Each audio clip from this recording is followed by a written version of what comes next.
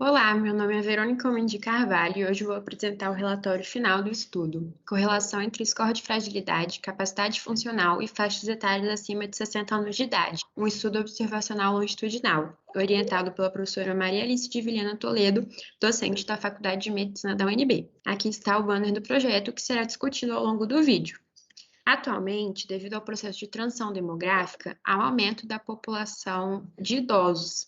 Dessa forma, a fragilidade, que é caracterizada como risco aumentado de morbimortalidade e piora do estado de saúde, ganha grande importância, dada a sua relação com o envelhecimento.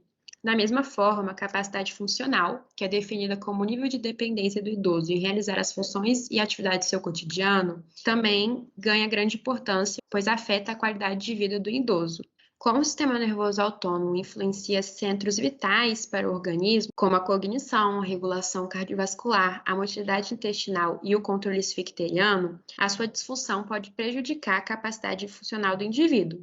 Dessa forma, os objetivos desse estudo foram revisar sistematicamente a correlação entre capacidade funcional reduzida por prejuízo autonômico e fragilidade em idosos e, a partir de dados clínicos dos idosos em um ambiente ambulatorial, relacionar score de fragilidade, avaliação da capacidade funcional e as diferentes faixas etárias do idoso. Para tal, desenvolvemos uma metodologia com 3 fases. A primeira fase consistiu na revisão sistemática nas plataformas NCBI, Cielo, Embase e clinicaltrials.gov.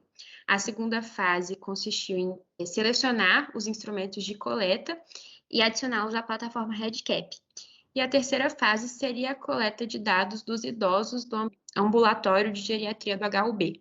Na fase 1, utilizamos a metodologia PRISMA para realizar uma revisão sistemática nas bases NCBI, Cielo, Embase e clinicaltrials.gov, com os descritores apresentados no fluxograma. Foram encontrados 69 artigos, mas 61 foram excluídos por não se adequarem aos critérios de elegibilidade, sendo que 5 foram excluídos pelo critério A, 51 pelo B e mais 5 pelo C, de forma que 8 estudos foram selecionados para revisão. Na fase 2, determinou-se que a medida da pressão arterial, a escala de depressão geriátrica, a escala de CATS, o questionário Pfeiffer para as atividades funcionais, a escala de atividade física, o teste de avaliação funcional de idosos e o score de fragilidade seriam os melhores parâmetros para avaliar a capacidade funcional e fragilidade. Dessa forma, deveriam ser adicionados à plataforma REDCap. Na fase 3, iríamos subdividir os idosos em faixas etárias, conforme apresentado no esquema à esquerda. Esperávamos analisar 30 idosos em cada faixa etária, totalizando 210 pacientes. Os portadores de síndromes demenciais serão excluídos do estudo. Depois de assinarem o termo de consentimento livre esclarecido, esses idosos serão submetidos ao exame físico completo, acompanhado dos instrumentos de coleta citados no slide anterior. Além disso, faremos o acompanhamento ambulatorial periódico e segmento mensal por telefone durante o período de 1 ano, para monitorar o número de quedas, as complicações clínicas, internações e óbito.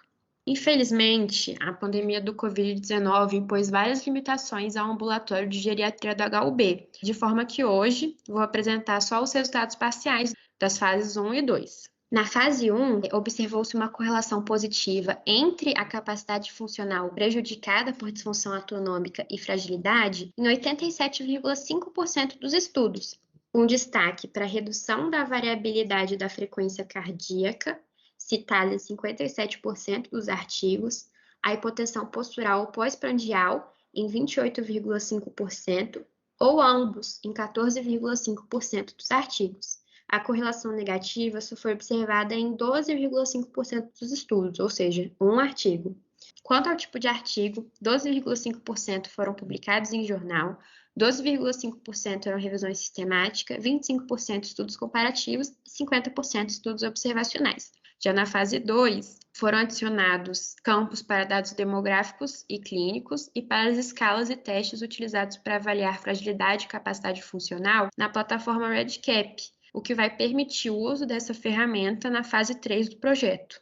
Dessa forma, a gente consegue perceber que a revisão sistemática sugeriu uma correlação positiva entre síndrome de fragilidade e disfunção autonômica com implicações na capacidade funcional. Porém, tem poucos dados e estudos sobre o tema, o que indica a necessidade de estudos prospectivos e destaca a importância do segmento desse projeto para a fase 3. Obrigada!